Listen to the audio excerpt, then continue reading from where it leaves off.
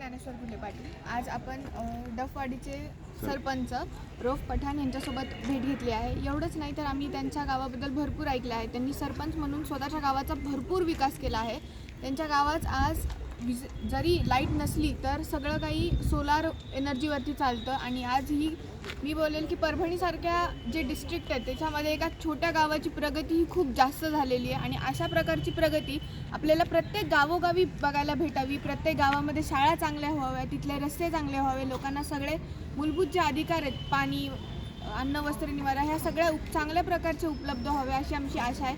त्याच्यामुळे आम्ही ह्यांच्या गावाला एकदा जाऊन भेट देणार आहेत की ह्यांनी ह्यांच्या गावामध्ये कसं डेव्हलपमेंट केलं आणि अजून दुसरे जे आपले गावं आहेत जिथे डेव्हलपमेंटची गरज आहे तिथं आपल्याला अजून काय काय करावं लागेल ह्याची आपण जाणीव करून घेऊया आणि ह्यांच्या गावाला एक भेट द्यायची आहे आम्हाला। त्यामुळे आपण दोन शब्द काही त्यांचे सुद्धा ऐकून घेऊया, त्यांनी त्यांच्या गावामध्ये कशा प्रकारचं डेव्हलपमेंट केलं आहे त्याबाबत। मी सरपंच डफवाडी रौफ जाफर का पठाण, तालुका जिल्हा परभणी।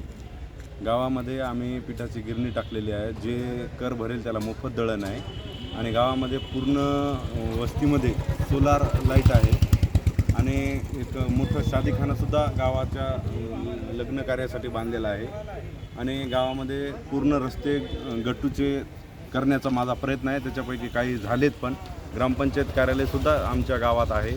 सार्वजनिक शौचालयाचं बांधकाम केलं आहे आणि प्रत्येक घराला आणि प्रत्येक शासकीय ऑफिसला पाण्याचे नळाचे कनेक्शन आम्ही दिलेले आहेत आणि प्रीती ज्ञानेश्वर घुले यांची सुद्धा आम्ही प्रत्येक वेळेस भेट ऐकली आणि त्यांचं कार्य बघितलं तर ते फारच असं चांगल्या प्रकारे ते काम या परभणी जिल्ह्यामध्ये सध्या करत आहेत। युवती जिल्हा अध्यक्ष म्हणून ते सध्या कारभार सांभाळत आहेत आणि पूर्ण जिल्ह्यामध्ये त्यांचं आज नाव लौकिक झालेलं आहे आणि त्यांना आमची अशी शुभेच्छा राहील की जिल्ह्यामध्येच नाही तर राज्यामध्ये त्यांचं नाव व्हावं आणि त्यांनी करावं। एवढीच बोलून मी माझे दोन शब्द शोभितो।